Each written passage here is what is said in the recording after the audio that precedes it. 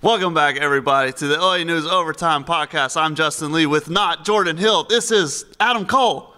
Babe, I had a really hard time not saying that. It's really difficult. I hope everyone can understand.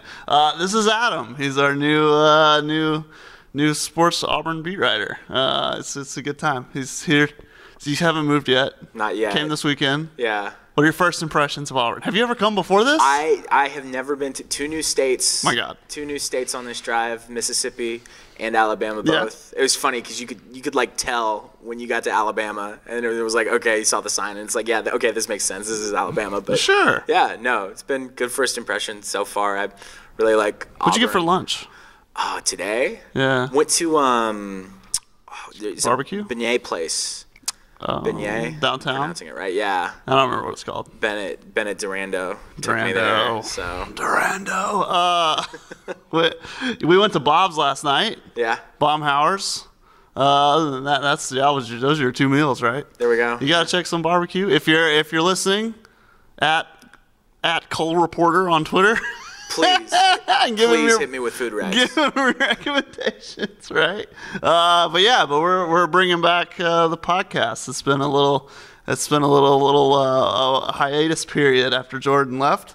So we're in the third iteration of the podcast. But I don't know, Adam. We've got stuff that happened today, so that's cool. You've been looking for apartments, but right. While Adam was doing that, Devan Cambridge announced that he's departing.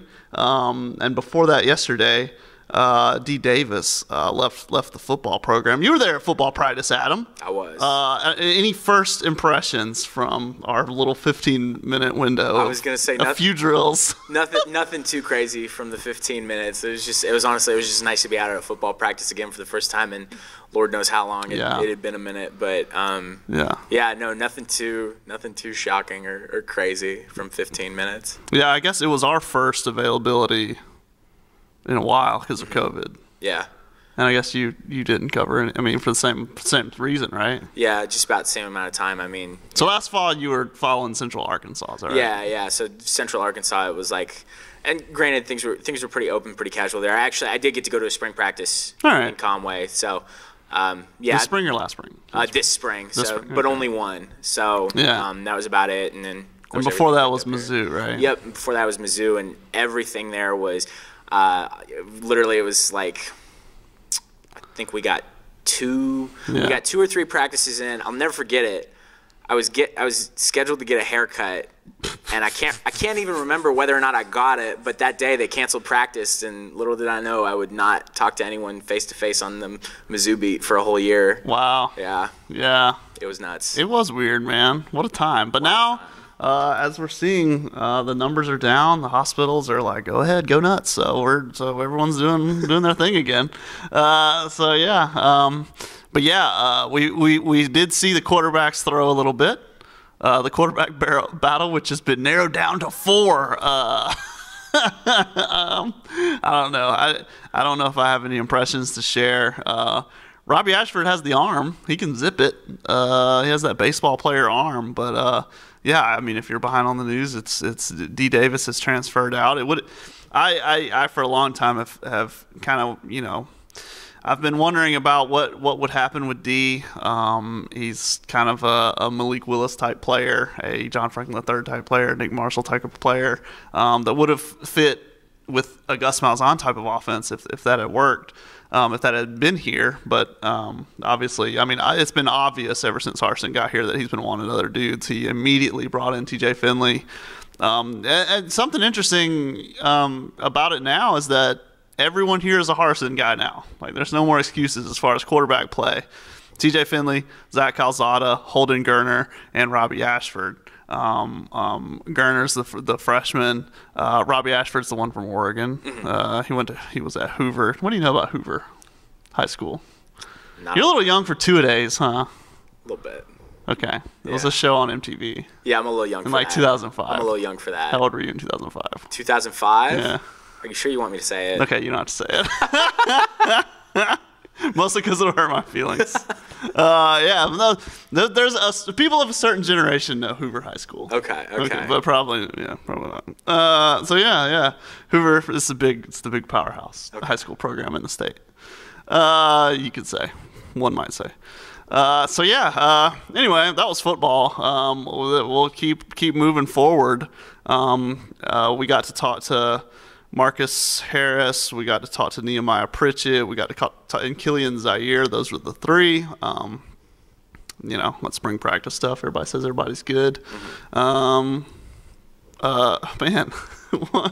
I was gonna say they opened up a little bit about Brian Harson's tumultuous final week of January, first week of February. What was that like, Adam, for you? For anyone outside, thinking that Auburn is a circus.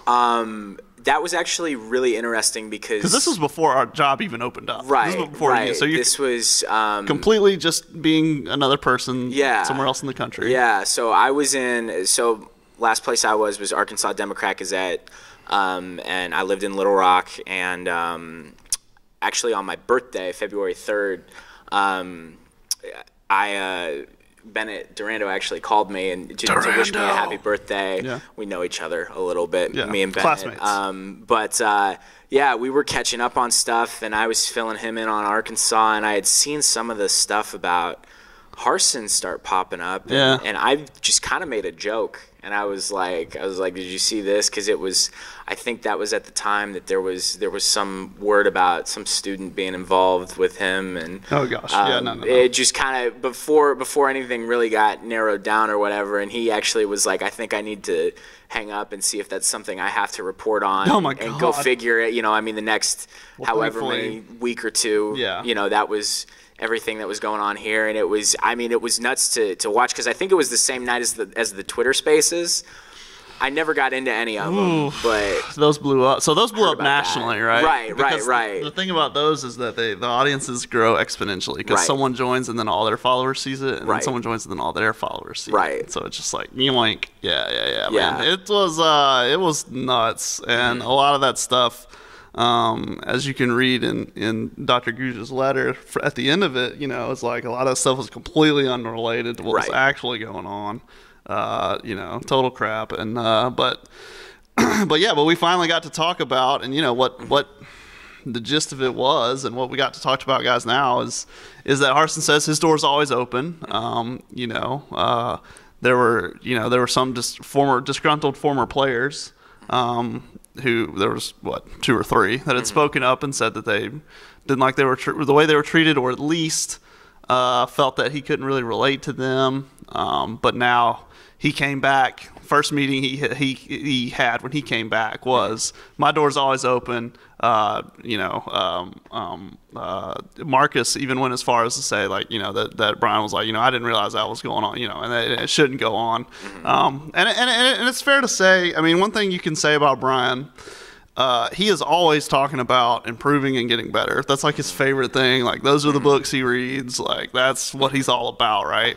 And so in that way, he's trying to get better this spring. And that's kind of the story, so far at least.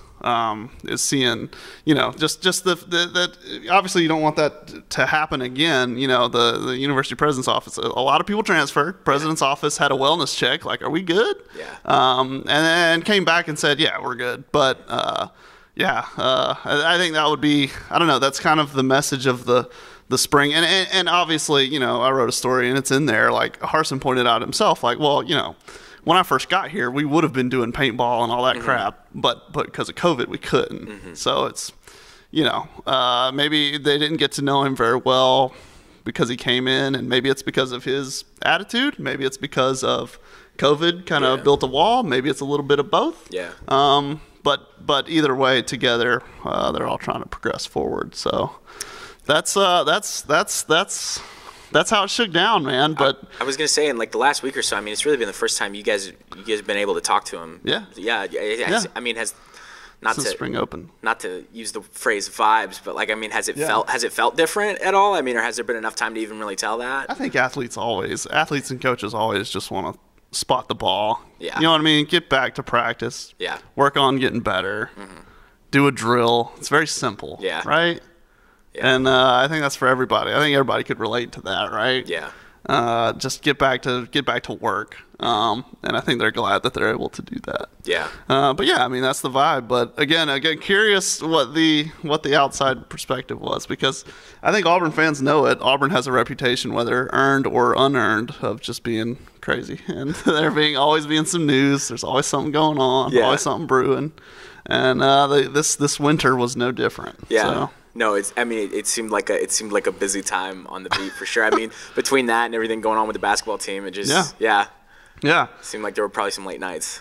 Adam, what a great segue into basketball. We can now talk about basketball. How much of Auburn basketball did you watch this year? Honestly, and I mean, this is my general philosophy of my jobs is. No, I mean, why would you? You're focused on your job. I'm pretty That's the thing, is I get pretty stuck in on, so I was pretty zoned in on UCA stuff, and then Arkansas high school. So I knew about it just like tangentially, and kind of kept a little bit of an eye. Good. But I didn't know it super well for sure. Like, yeah. Well, Devan is headed out. Devan was a highlight reel player, a globetrotter type of dunker, incredible. This season his outside shot was off. It never came back. So for SEC play, it was pretty off. His minutes went down, his points per game went down, and so today he announces he's heading into the transfer portal. But kind of like I wrote a little something. It's like I think it's kind of a new normal that everybody has to continue to adjust to, especially with the one-time transfer rule. Yeah. I mean, these kids work way too hard, and have worked way too hard to get to the level they're at.